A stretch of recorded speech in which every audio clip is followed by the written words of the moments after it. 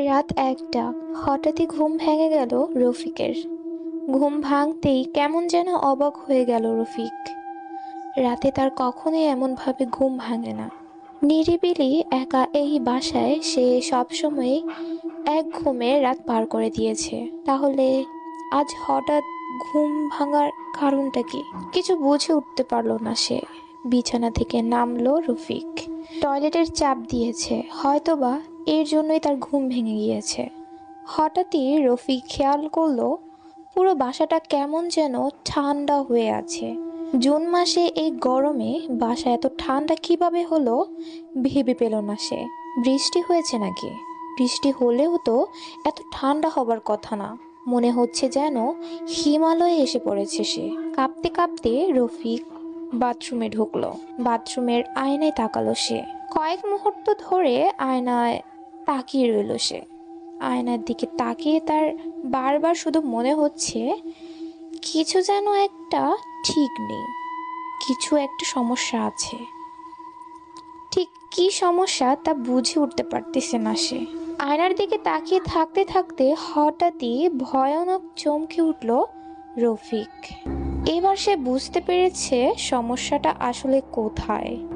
আয়নায় সে নিজের যে প্রতিচ্ছবিকে দেখছিল সেটি ডানে বাঁয়ে দুলছে, অনেকটা ঘুমের ঘরের মানুষ যেমনটা দুই পাশে দুলতে দেখা যায় আর কি, সেই রকম ভাবে। অথচ রফিক আয়নার সামনে একদম স্থির হয়ে দাঁড়িয়ে আছে। কিন্তু সে যদি আয়নার সামনে স্থির হয়ে দাঁড়িয়েই থাকে তাহলে আয়না তার প্রতিচ্ছবি দুলছে কেন, বা কিভাবে দুলছে? কিছু ভাবতে পারছে না সে। রফিক অনেক কষ্ট করে মাথা ঠান্ডা করলো।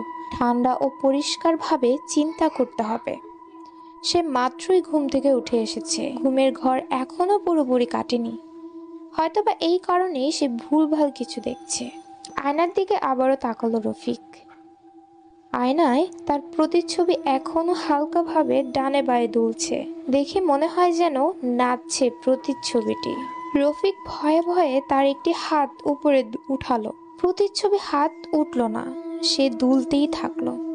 আস্তে আস্তে রফিকের মনের ভিতরে তৈরি হচ্ছে আতঙ্ক, অমানসিক এক আতঙ্ক। এক সময় হঠাৎই তার আয়নাতে থাকা প্রতিচ্ছবিটি দুলিনি থামিয়ে দিল। কয়েক মুহূর্ত স্থির হয়ে দাঁড়িয়ে রইল সেই প্রতিচ্ছবিটি। তারপর ধীরে ধীরে মুখ হা করে জিহ্বা বের করলো। অস্বাভাবিক লম্বা সেই জিহ্বাটি কুচকুচে কালো। দুই চোখে প্রচন্ড আতঙ্ক নিয়ে আয়নায় নিজের প্রতিচ্ছবির দিকে তাকিয়ে আছে রফিক। সে নিজের মুখ